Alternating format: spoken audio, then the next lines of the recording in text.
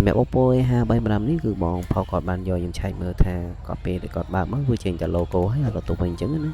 អញ្ចឹងបើសិនជាតាមជំងឺវាជាទូទៅវាភាគច្រើនបើថ្មហើយនឹង power up power អញ្ចឹងបងប្អូនអរគ្នាអញ្ចឹងក៏ខ្ញុំធ្វើការគាស់ឆែកមើលប៉ុន្តែខ្ញុំជាបានមិនប្រយោជន៍លុបឡានចូលតិចដែរអញ្ចឹងទូរស័ព្ទគឺសម្រាប់ទូរស័ព្ទម្ដងនេះគឺក៏អត់ដែលដោះទេបងប្អូនអរគ្នាគឺនៅថ្មីទាំងសំណុំតែម្ដងហើយទៅដោះលើដៃខ្ញុំទៅមួយនឹងទីណា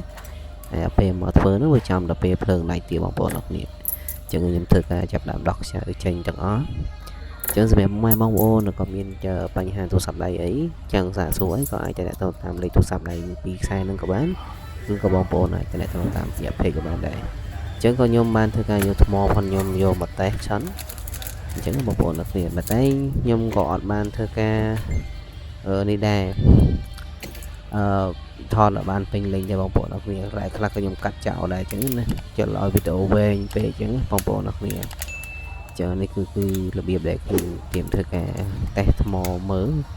ព្រោះខ្ញុំសង្ស័យទៅលើថ្មអញ្ចឹងណាបងប្អូនហើយគាត់ប្រើប្រាស់យូរអញ្ចឹងគាត់ថាប្រើតាំងពីទិញមកគឺគាត់ដែលបានធ្វើអីទេទូរស័ព្ទហ្នឹងគឺទៅដោះលើដៃខ្ញុំលើកទី1ទេ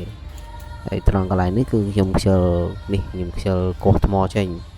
អញ្ចឹងដល់ខ្ញុំតេស្តមើលសិនខ្ញុំកឹបពីក្រៅខ្ញុំតេស្តមើលអញ្ចឹងពេលដែលខ្ញុំតេស្តរួចរាល់គឺមកដល់កន្លែងនេះគឺខ្ញុំកាត់ចោលកន្លែងដែលពេលខ្ញុំតេស្តអញ្ចឹងខ្ញុំដាក់ថ្មដៃចូលវិញហើយមូខ្ចៅមូលឲ្យបានធំត្រូវវិញស្អាតមកអញ្ចឹងណាហើយយើងសរសេរថ្ងៃធានាថ្ងៃអីឲ្យគាត់ធំត្រូវអញ្ចឹងណាបងប្អូនអរគ្នាអញ្ចឹងសិនជាបងប្អូនដែលគាត់មានបញ្ហាទូរស័ព្ទដៃអីកុំភ្លេចទៅអ្នកមកខ្ញុំបានណា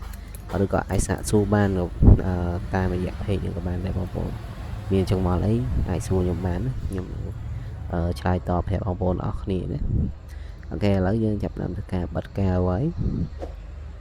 នេះគឺជាប្រភេទកាវក្នុងក្រោយដែលខ្ញុំប្រើណាអញ្ចឹងមុនបិទហ្នឹងគឺខ្ញុំសម្អាតធូលីសម្អាតកាវចាស់គាត់ឲ្យអស់ដើម្បីយើងបិទទៅវាស្មើស្អាតអញ្ចឹងណា